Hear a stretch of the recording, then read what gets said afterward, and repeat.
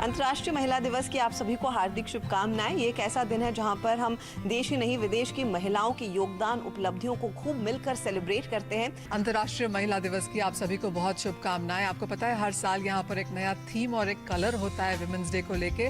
इस बार का थीम है विमेन इन लीडरशिप और कलर थीम है पर्पल। अंतर्राष्ट्रीय महिला दिवस के इस मौके पर a very happy women's day to all of you. एक दूसरे को सपोर्ट करें, मोटिवेट करें और एक दूसरे की ताकत को और भी बढ़ाएं। हम हैं तो है जमाना। महिला दिवस की आप सभी को शुभकामनाएं। Good morning. स्टॉक 2020 के मंडे एडिशन में आप सबका स्वागत है। और हाँ, आप फ्रंट आपने देख ही लिया है। आप सब महिलाएं जो इस समय देख रही हैं, happy international women's day.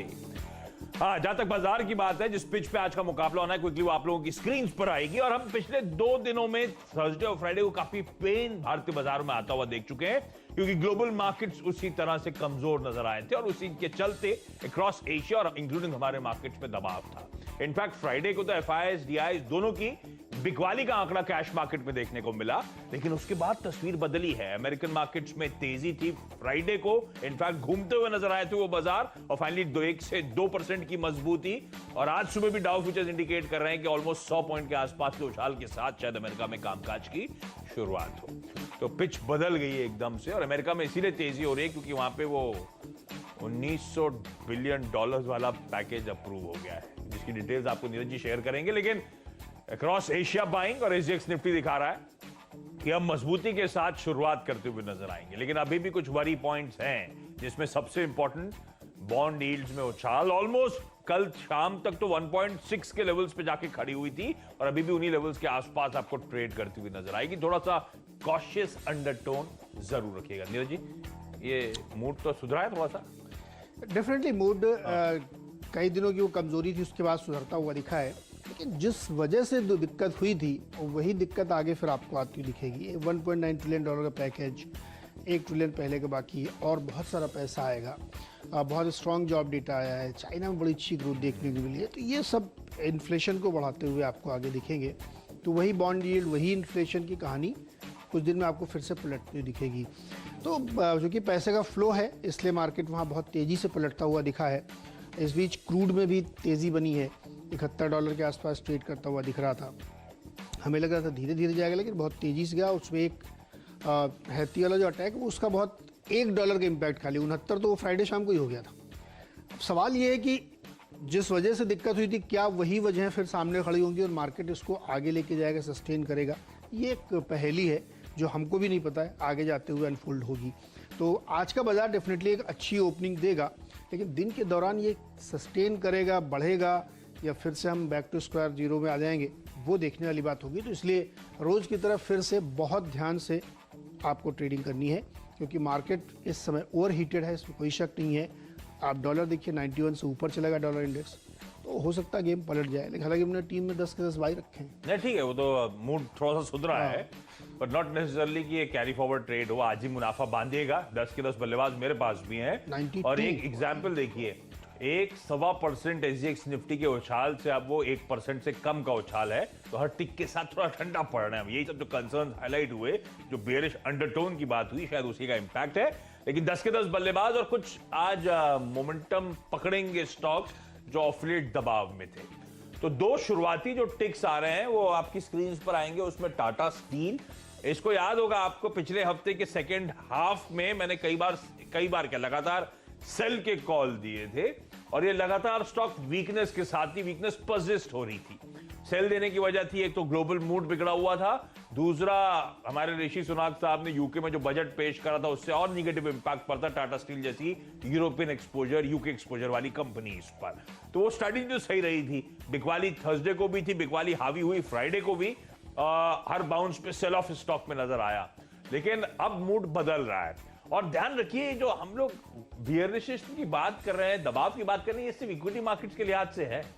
Logically हो क्या रहा है, ग्रोथ तूल पकड़ रही है, हालात ग्लोबली सुधर रहे हैं, हालात सुधर रहे हैं, ग्रोथ तूल पकड़ रही है, तो महंगाई लौट रही है। महंगाई लौट रही है तो सेंट्रल बैंकर्स कहीं जो अब तक बहुत लिक्विडिटी डाल रहे थे वो वापस ना ले लें, इसको लेकर कंसर्न है। अदरवाइज ग्रोथ पर, और ये सेंट्रल बैंकर्स लंबे अरसे से चाह रहे थे इन्फ्लेशन वापस लौट के आए। यही सेंट्रल बैंकर्स जो लंबे अरसे से चाह रहे थे कि हालात पटरी पर लौटते हुए नजर आए। तो अब नेगेटिव कई जगह इंटरेस्ट रेट्स थे, सब चाहते हैं कि पॉजिटिव इंटरेस्ट रेट्स देखने को मिले, तो ये सब अब हो रहा है। तो अंडरटोन इकोनॉमीज के लिहाज से अच्छी है। आज पुल बैक का दिन हो सकता है, इसलिए टाटा स्टील को रडार पर रखना है। ये स्टॉक इवेंचुअली यहां से अच्छा स्ट्रेंथ दिखाएगा, क्योंकि जो ये लिक्विडिटी की कंसर्न्स हो सकते हैं, लेकिन ये स्टॉक्स वो हैं जो अब इकोनॉमी पटरी पे आने का भरपूर फायदा अब इनको मिलना शुरू होना है। काफी हद तक तो मार्केट्स पहले से रिएक्ट करते हैं स्टॉक्स को लेकर, लेकिन मेरे को लगता है टाटा स्टील यहां से भी अच्छा उछाल दिखाएगा आज स्पेसिफिकली, क्योंकि मूड अच्छा है। कई दिनों के सेल के बाद आज मैं मानता हूं 750 तक के लेवल्स के लिए यहाँ पे खरीदारी करने के मौके। और एक जब एक स्टील कंपनी भी थी ग्लोबल एक्सपोजर वाली, तो एक स्टील कंपनी जो लार्जली ज्यादा डोमेस्टिक एक्सपोजर वाली है, उसको भी मेंशन करना चाहता हूं। स्वीट स्पॉट पे है, चार्ट्स भी उठा के देखिएगा तो बड़े इंपॉर्टेंट सपोर्ट जोन के आसपास Jindal steel and power JSPL का स्टॉक आपको नजर आएगा। जब मैं कह रहा हूं मेटल्स में थोड़ा सा एक माइनर आउट परफॉर्मेंस शायद लौटता हुआ नजर आए, वो जो स्पेंड्स हो रहे हैं ग्लोबली ग्रोथ के पटरी पर लौटने के चलते, तो लगता है शायद ये स्टॉक्स आज, वैसे भी कमोडिटीज का अंडरटोन बुलिश है, ये आपने नोटिस करा होगा। जेएसपीएल 330 तक के टारगेट्स के लिए खरीदारी करने के मौके। हाँ, मेटल में गेम पलटते हुए दिखा है, क्योंकि वीकेंड के दौरान बहुत तेज़ी थी, सारे मेटल्स में फिर से तेज़ी बढ़ती हुई दिखी है। लेकिन मैंने अपनी टीवी शुरुआत की, उसमें एक जस्ट डायल रखा है। लास्ट वीक आप देखा, उसने बहुत अच्छा परफॉर्मेंस दिखाया था, अच्छी तेज़ी बनी है। मुझे लगता है ये तेज़ी और बढ़ती हुई दिखेगी। इन्होंने एक टाई अप भी किया है स्टार्क आईपीएल में, वो स्पॉन्सर के तौर पे। तो चूँकि इसका जो बिज़नेस मॉडल है वो इसी बात पर निर्भर करता है कि आप कितना ज़्यादा विजिबिलिटी अपनी बनाए रखते हैं, क्योंकि लिस्टिंग करते हैं किस तरीके के बिजनेसेस की। तो जस्ट डायल के लिए ये करार एक फ़ायदे का साबित हो सकता है। मुझे लगता है खरीदारी करनी चाहिए और फिर से बढ़ता हुआ दिखे, क्योंकि इसकी एक पेयर कंपनी आप कह सकते हैं इंडिया मार्ट इंटरमेश, उसमें जिस तरीके के इन्फ्लेटेड मैं कहूँगा फ्रॉथ वैल्यूएशंस हैं, वो कहीं ना कहीं जस्टिफाई नहीं होते, लेकिन उसके सामने ये स्टॉक अभी बहुत ही हाईली अंडर वैल्यूड है। तो मुझे लगता है यहाँ पे एक तेज़ी बनती दिखेगी। अदानी पोर्ट्स में इन्होंने अपने 1 करोड़ शेयर जो कंपनी वागो पिंकस की सब्सिडरी, उसको अलॉट किए हैं 800 रुपये की प्राइस पे, और उससे 50 रुपये नीचे का प्राइस समय चल रहा है। और सिटी की आज की रिपोर्ट आई है, 935 का प्राइस टारगेट वो दिया। तो मुझे लगता है यहाँ पे आज एक ट्रेडिंग बाउंस आपको मिलेगा, खरीदारी करके चलना चाहिए। दो इस समय बताता हूँ आपको, मेटल कंपनी वेदांता और हिंडाल्को। एल्यूमिनियम और कॉपर में वीकेंड के दौरान जो वो पिछले हफ्ते 2-3 दिन कमजोरी आई थी, वो पूरी कमजोरी रिकवर करते हुए बहुत तेज़ दोनों मूवमेंट देखने को मिला। तो मुझे लगता है कि वेदांता और हिंडाल्को दोनों में आज अच्छी तेजी फिर से देखने को मिलेगी। ओके, तो ये तमाम वो स्टॉक्स जो हरकत में रहेंगे। अच्छा, पिछले हफ्ते एक और प्राइवेट बैंकिंग दिग्गज था जो बिकवाली के कॉल्स थे, और लगातार उसमें आपने दबाव आता वो देखा था, HDFC बैंक। अब जब आज मैं बाउंस बैक को प्ले कर रहा हूं, शायद यही वो पॉकेट्स हो सकती हैं जो हार्ड हिट हुई थी। एक हुई थी मेटल्स पे प्रेशर बना था, वो भी स्टॉक स्पेसिफिक काफी तगड़ा था, और प्राइवेट बैंकिंग स्टॉक्स, सरकारी बैंक तो छोड़ दीजिए, वो तो खैर लगातार दबाव बना के रहे पिछले कई दिनों की तेजी के बाद, तो उस पॉकेट को हटा रहा हूं मैं। प्राइवेट बैंकिंग स्पेस, इसमें कई सारे दिग्गज दबाव में थे, उनमें से एक HDFC बैंक था।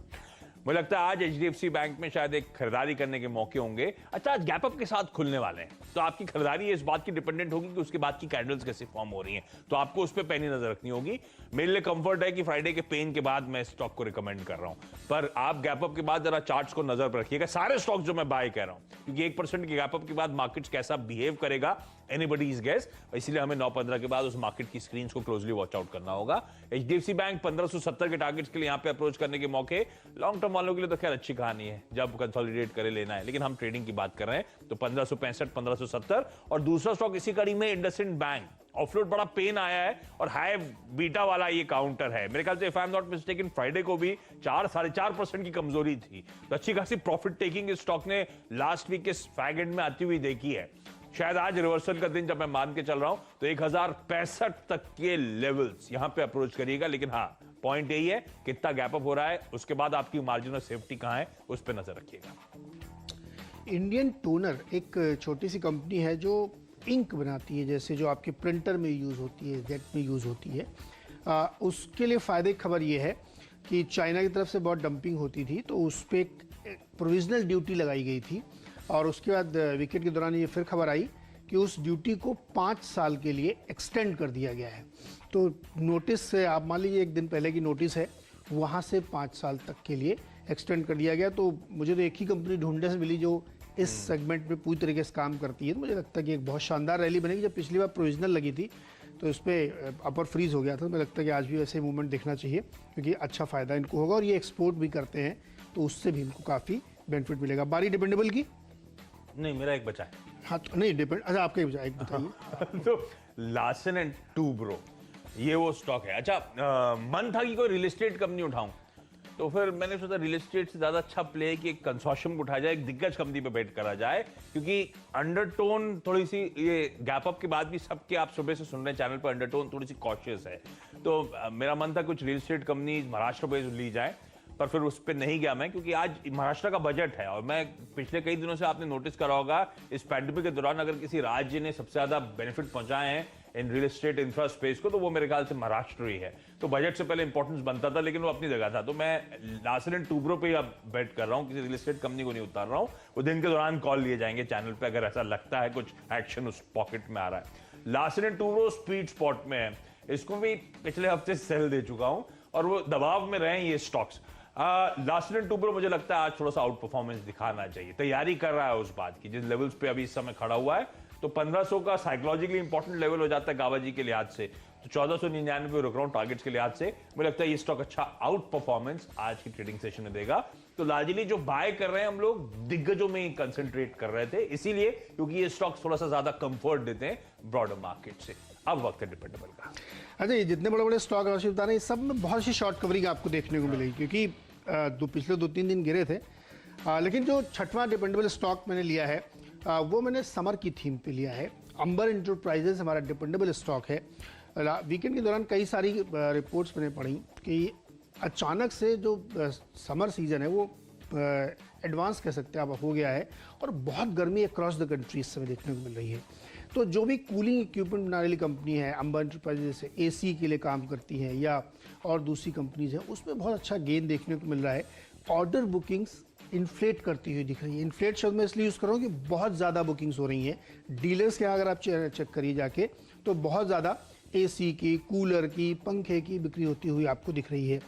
दूसरा क्या हुआ कि कुछ दिन पहले ही आपको याद होगा सरकार ने बैन लगा दिया था कि एसी और उसके रेफ्रिजरेंट कंपोनेंट्स का जो है आप इंपोर्ट नहीं कर सकते, वो केवल डोमेस्टिक कंपनी से आपको खरीदना पड़ेगा। तो उसका फ़ायदा इस कंपनी को मिलेगा, क्योंकि ये जितने भी पॉपुलर ब्रांड हैं आपके एसी के, उन सब के लिए जॉब वर्क ही करते हैं। यानी एसी ये बनाते हैं, उसमें लेबल चिपकता है एलजी का और वो आपके घर में लगता है। तीसरी चीज़ के लिए बड़ी फायदा खबर है, पीएलआई स्कीम्स जो इनके लिए दी गई थी 6,500 करोड़ की, उसका भी इसको बेनिफिट मिलेगा। तो अगर आप डायरेक्ट प्लेयर ढूंढेंगे सारी ऐसी कंपनी में, तो एक ये मिलेगा जो सबको एक तरह से कैटर कर रही है, तो हमें लगता है उसको लेना चाहिए। जो समर सीजन है वो बहुत गर्मी वाला बढ़ गया है और अब एसी लग्जरी नहीं है, तो मुझे लगता है कि आज समर थीम प्ले होगी और अंबर एंटरप्राइजेस में बढ़िया रिटर्न आपको देखने को मिलेगा। 4000 तक के टारगेट लीजिए, चूंकि डिपेंडेबल है इसलिए टारगेट थोड़ा मैं बढ़ा दे रहा हूँ। क्या रेटिंग हुई इन कॉन्ट्रैक्ट मैन्युफैक्चरर्स की, गजब का मूव। डिपेंडेबल के तौर पे आरती ड्रग्स है, 1000+ के लेवल से ये स्टॉक कूल ऑफ हुआ और अच्छे खासे प्रेशर के बाद अब 700 ऑड लेवल्स के आसपास आपको ट्रेड करता हुआ नजर आएगा। इनफैक्ट 700 के नीचे का है, 690 के तो आज टारगेट्स लेके चल रहा हूं इस स्टॉक को। अच्छा, ओवर द वीकेंड जो न्यूज आई, इस कंपनी की जो होली ओन सब्सिडरी आरती स्पेशलिटी केमिकल्स, वो एक स्टैंड आउट बेनिफिशियरी बना है प्रोडक्शन लिंक्ड इंसेंटिव जो पीएलआई स्कीम आई थी केमिकल और फार्मास्यूटिकल सेक्टर के लिए, क्योंकि इनकी एप्लीकेशन को मंजूरी मिल गई है। तो तरह तरह के केमिकल्स बनाने की तैयारी, इस समय जो अप्रूवल आया है 2MNI, अब इसका मैं पूरा नेम में नहीं जाऊंगा, ये ज्यादा अच्छा लगा पढ़ने में। 2MNI जिसको समझ में आया समझे, नहीं तो एक अच्छा बढ़िया केमिकल जिसके लिए कमिटेड प्रोडक्शन कैपेसिटी 4000 टन की खड़ी कर रही है। तो ये कंपनी केमिकल्स पे सॉलिड तरीके से डाइवर्सिफाई करती हुई आरती ड्रग्स रैप रखी है। 690 के टारगेट्स, पेन में था, खबर अच्छी है इसीलिए शायद अच्छा आउट परफॉर्मेंस स्टॉक दिखाएगा, अगर वाकई दिखाता है, क्योंकि मुझे याद है ये हाई बीटा हुआ करता था। तो आप ट्रेलिंग स्टॉप लॉस के साथ फर्दर गेन्स के लिए अप्रोच करिएगा। इस नोट पर एक काम करते हैं, क्विकली छोटा सा ब्रेक के उस पार हम दोनों की टीम्स के बच्चे अगले दो स्टॉक्स, तो वो फ्री हिट, तो वो पिंच हिटर स्टॉक्स पे करेंगे बातचीत।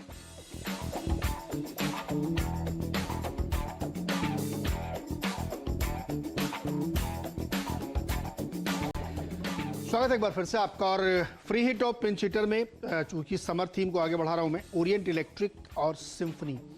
ओरिएंट इलेक्ट्रिक देश की सबसे बड़ी ceiling fan, table fan, wall fan बनाने वाली कंपनी है। और सीलिंग फैन में दो तरह के होते हैं, एक एकदम बेसिक मॉडल और एक दूसरा प्रीमियम आते हैं, जिसमें ज़बरदस्त ग्रोथ देखी, उसमें ये सबसे बड़ी कंपनी लीडर और बेसिक फैन में। तो वैसा मैंने बताया कि गर्मी इतनी ज़्यादा बढ़ रही है कि पंखे, कूलर, एसी, इन सब की सबसे ज़्यादा डिमांड है। ऑनलाइन बुकिंग भी अगर आप देखेंगे, जो डेटा सजेस्ट कर रहा है, वहीं सबसे ज़्यादा होती हुई दिख रही है। तो हमें लगता है इसमें खरीदारी करनी चाहिए। और रूरल इलाके में तो सर पंखे ही चलते हैं ज़्यादा, तो वो फोकस करिए। सिम्फनी इसलिए लिया है कि ये कूलर की लीडिंग कंपनी है और इसमें प्रीमियम होता है थोड़ा सा, एसी से सस्ता और जो नॉर्मल कूलर होता है उससे थोड़ा महंगा, लेकिन सोफिस्टिकेटेड होता है। तो इसकी भी डिमांड बहुत तेज़ी से बढ़ती हुई आपको दिखेगी। तो मुझे लगता है कि आज समर थीम जो मैंने पकड़ी है उसमें प्लेयर बनना चाहिए। तीनों लीडिंग कंपनीज हैं, सिम्फनी भी, ओरिएंट इलेक्ट्रिक और जो इससे पहले मैंने आपको बताई कि वहाँ पे खरीदारी करनी चाहिए, अंबर इंटरप्राइजेज, वो सबके लिए काम करती है। तो ये थीम आज मुझे लगता है प्ले अप होगी, अच्छी है गर्मी के हिसाब से। ओके, एजीज लॉजिस्टिक्स है आज का फ्री हिट खिलाड़ी। अब ये stock out of the blue क्यों? इस कंपनी का इंटरेस्टिंग अनाउंसमेंट आया है। साल 2017 में इसने एक शेयर सब्सक्रिप्शन एग्रीमेंट करा था इसकी सब्सिडरीज ने, दरअसल सिंगापुर की इतोचू पेट्रोलियम के साथ। तब इतोचू ने इस कंपनी की जो आर्म है हिंदुस्तान एजीज एलपीजी, उसमें 19.7% स्टेक लिया था, इसकी आर्म, इसकी सब्सिडरी में। और तब एग्रीमेंट का पार्ट था कि साल 2021 5 मार्च तक, यानी कि पिछले फ्राइडे तक, वो चाहे तो अपना स्टेक बढ़ाकर 19.7 से 25% के थ्रेशोल्ड पे ले जा सकते हैं। और इंटरेस्टिंगली फ्राइडे को बाजार बंद होने का अपडेट आ गया है। सिंगापुर की इतोचू पेट्रोलियम दरअसल अपना स्टेक 5.3% एडिशनल स्टेक एक्वायर कर लिया है, ऑलमोस्ट 69-70 करोड़ रुपीस में। यह इन्वेस्टमेंट वहां से आता हुआ इसके आर्म के लिए 325 तक के टारगेट्स के लिए यहां पे अप्रोच करिएगा। और पिंच हिटर के तौर पे गार्डन रीच शिप बिल्डर, बेहतरीन कंपनी है, इसको कई बार चैनल पे हाईलाइट किया जा चुका है, किस तरह की बैलेंस शीट की स्ट्रेंथ है,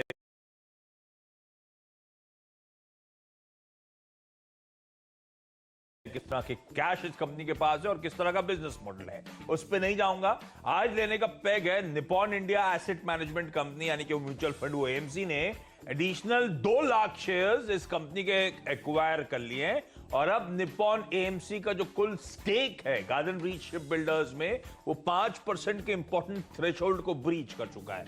5.11% स्टेक यहां पे वो एडिशनल इक्विटी एक्वायर करने के बाद। तो भरोसा बढ़ रहा है दिग्गजों का।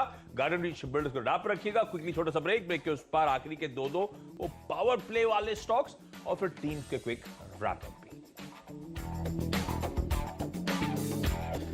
स्वागत है एक बार फिर से आपका। और अब आखिरी के 2 स्टॉक्स में ओएनजीसी और एचओईसी, दोनों ऑयल से जुड़ी कंपनियां हैं, तेल का उत्पादन का काम करती हैं। और आपने देखा होगा कि लास्ट वीक से मैं कह रहा था कि इसमें ध्यान रखिए, क्योंकि कच्चे तेल में बहुत तेज़ी बनती जा रही है। और अब देखिए भाव पहुंच गया $71।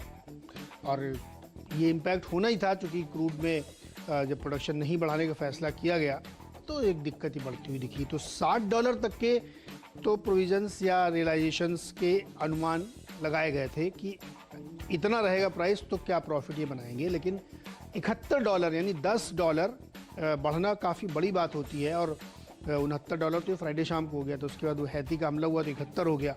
अगर ऐसे ही रफ्तार से बढ़ता रहा, जिस तरीके से inflation data, job data, China से डिमांड और $2 लाख का पैकेज, ये सब आ रहा, तो ये ग्रोथ रुकने वाली नहीं। 7 अप्रैल की अगली मीटिंग है मई ऑनवर्ड्स तय करने के लिए। मुझे लगता है अगर ये रफ्तार रही तो मेरा टारगेट तो खैर अचीव हो ही गया है। अब ये एक नई ट्रेजेक्ट्री में जाएगा। अब मैं बोलूँगा नहीं तो आशीष मुझे फिर रिश्वत देने लगेंगे लेकिन अगर इसको नहीं रोका गया लिक्विडिटी फ्लो को, तो आप $95 के लिए तैयार रहिए। मैंने बात मान ली। 2 कच्चे तेल के स्टॉक्स ही है नीचे टीम में। ये मतलब एक्साइज ड्यूटी कट इलेक्शन से पहले करने की तैयारी वो करेंगे और फिर वापस रीएडजस्टमेंट हो जाएगा। कोई फायदा नहीं होगा। मैं बताऊँ कि बस 100 के नीचे होल्ड कर लेंगे। एक्चुअली 100 के नीचे बोले साइकोलॉजिकल तो ₹100 है ना, तो उससे नीचे रख लिया, पर उससे कोई बहुत फायदा हमको नहीं लग रहा होगा। उल्टा हो गया, कच्चा तेल बहुत गजब उछाल दिखा रहा है। अच्छा, दोनों कच्चे तेल के स्टॉक्स हैं $71 ऑलरेडी। और फिर से एग्रेसिव टारगेट देखिए आते हुए 2 स्टॉक्स हैं जो फंडामेंटली भी अच्छे लगते हैं। सेलान एक्सप्लोरेशन, पहली कंपनी जो ऑयल एंड गैस एक्सप्लोरेशन के लिए प्रोडक्शन शेयरिंग कॉन्ट्रैक्ट भारत सरकार से कर रखे हैं, ₹218 की बुक वैल्यू। सेलान चल रहा है ₹132 पर, पहला कंफर्ट। डिविडेंड यील्ड है 3 से 4% के आसपास और एक डेट फ्री एंटिटी। बढ़िया फंडामेंटल्स थे, कच्चे तेल का बढ़िया टेलविंड, बढ़िया फायदा मिल रहा है इन कंपनीज को। 136 तक के टारगेट्स, लेकिन ये हाई बीटा वाले, अगर वाकई अच्छा इंच अप करते हैं तो आप स्मार्टली ट्रेल करिएगा अपने स्टॉप लॉसेस को। दूसरा, ऑयल इंडिया, ये एक और कंपनी है जो गजब की है। ओएनजीसी का प्योर प्ले छोटा भाई, वैसे ही सिमिलर प्ले मान लीजिए। बुक वैल्यू है 255 रुपए की, स्टॉक खड़ा है 132 रुपए, 127 रुपए के आसपास। 8% प्लस की डिविडेंड यील्ड देता है ऑयल इंडिया आपको। और ओएनजीसी जहां ट्रेलिंग पे 14 के पी मल्टीपल पे, ऑयल इंडिया 4 के पी मल्टीपल पे अवेलेबल है। तो मुझे कंफर्ट नजर आता है ऑयल इंडिया के साथ। सिमिलर बिजनेस को ओन करने का तरीका हो सकता है, इसीलिए स्टॉक को रिड़ा पे रखा है 132 तक के टारगेट्स के लिए। यहाँ पे अप्रोच और 10 की टीम सब स्क्रीन पे दिखाई जी, 10 के 10 बल्लेबाज। खरीदारी पे फोकस रहेगा। और जैसे आपने कहा था, मेटल में आज तगड़ा बाउंस बैक और शॉर्ट कवरिंग आपको देखने को मिली। टाटा स्टील बेहतर प्ले होगा, क्योंकि दुनिया भर में जो metal last week Thursday Friday वो ठंडे पड़े थे, वो पूरी रिकवरी उन्होंने वीकेंड के दौरान करके दिखाई है। तो मुझे लगता है कि आज इसमें बढ़िया तेजी बनेगी। और चाइना की तरफ से तो आपको बताइए क्या जबरदस्त ग्रोथ आ रही है। तो टाटा स्टील बेहतरीन प्ले होगा, इसमें खरीदारी की जा सकती है। मेरी टीम देखते बताइए। कमोडिटीज ही फोकस में, आपने भी मेटल्स की बात करी, आपने भी कच्चे तेल की बात करी, उसके अलावा स्टॉक से न्यूज, तो मुझे लगता है मेटल्स पर रडार पे रखना है। और कल जब मैं शाम को ऐसे टटोल रहा था तो मुझे वेदांता पसंद आया था, फिर सुबह आपके देखा तो आपके पास वेदांता, तो मुझे हटाना पड़ा। तो वेदांता और हिंडाल्को दोनों स्वीट स्पॉट में आज अच्छा आउट परफॉर्मेंस दिखाएंगे, पर दोनों में से एक चुनना था तो वेदांता आपकी स्क्रीन पर। ये देख लीजिए कितना गैप अप होता है, उसके बाद स्क्रीन कैसी है, लेकिन मुझे लगता है बाईबैक के लिए क्या प्राइस दिया था, आउट परफॉर्मेंस दिखाएगा डबल डिजिट का। और कहां खड़ा हो गया स्टॉक आकर। चलिए अब 10 की टीम आप लोगों की स्क्रीन पर। अच्छे पुलबैक का दिन नजर आ रहा है। हाँ, ये जरूर है कि पुलबैक कितना सस्टेन करेगा, बड़ा क्वेश्चन, लेकिन स्क्रीन पर 10 बल्लेबाज है। स्मार्टली ट्रेड करिएगा इन स्टॉक्स में। मेटल्स में वापस आउट परफॉर्मेंस लौटना चाहिए पिछले हफ्ते के प्रेशर के बाद। तो टाटा स्टील और Jindal steel and power limited उस स्पेस में सबसे preferred bets. Private sector banking space ने भी पिछले हफ्ते के फैग एंड लास्ट के 2-3 ट्रेडिंग सेशंस पे काफी दबाव दिखाया है, जिसमें एचडीएफसी बैंक, ये टीम में पिछले हफ्ते कई बार सेल साइड पे था, दबाव देखने को मिला। आज पुलबैक का दिन है, इसलिए मानता हूं एचडीएफसी बैंक और लाइकवाइज इंडसइंड बैंक में शायद एक बढ़िया पुलबैक देखने को मिले। दिग्गज infra company construction major Larsen and Toubro of late consolidation के बाद शायद ये भी अच्छा मूव दिखाने की तैयारी कर रहा है। तो ये 5 दिग्गज है, बस ये आपको नोटिस करना है कितना गैप अप है, उसके बाद स्क्रीन पे क्या फर्दर अपटिक्स आ रहे हैं, तब इन स्टॉक्स में ट्रेड लेने का मन बनाइएगा।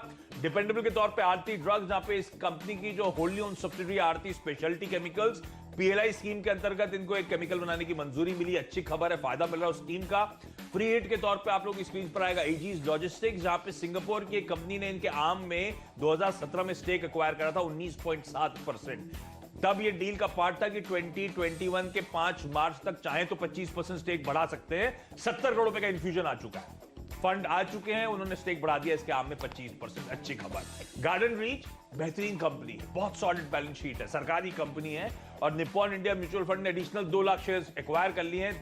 5% की जो इंपॉर्टेंट थ्रेशोल्ड उससे ज्यादा होल्डिंग हो गई है, 5.11%। पावर प्लेस जो कच्चे तेल के, कच्चे तेल में ब्रेंट में $71 पे कामकाज और भी एग्रेसिव टारगेट्स आते हुए, तो सेलान एक्सप्लोरेशन और ऑयल इंडिया जहां पे वैल्यूएशंस का कंफर्ट है, डिविडेंड डील स्ट्रांग है, इन दोनों कंपनीज को आप रेडार पे रखिए। खरीदारी पे ही पूरा फोकस है। और ऊपर सबसे पहला स्टॉक जस्ट डायल है, और लास्ट वीक बहुत बढ़िया रिटर्न दिया था और उसके बाद ठंडा पड़ा, मुझे लगता है फिर से तेजी बनेगी और एक आईपीएल के टाइप है। अदानी पोर्ट्स ने वावा पिंकस की कंपनी को 800 रुपये पे 1 करोड़ शेयर जारी किए हैं। वेदांता और हिंडाल्को ने आपको इसलिए बताया क्योंकि मेटल में आज फिर से शॉर्ट कवरिंग और तेजी बनती हुई आपको दिखेगी। इंडियन टोनर्स की जो इंक प्रोडक्ट बनाते हैं उस पर एंटी डंपिंग ड्यूटी 5 साल के लिए एक्सटेंड की गई है, फायदा है इनके।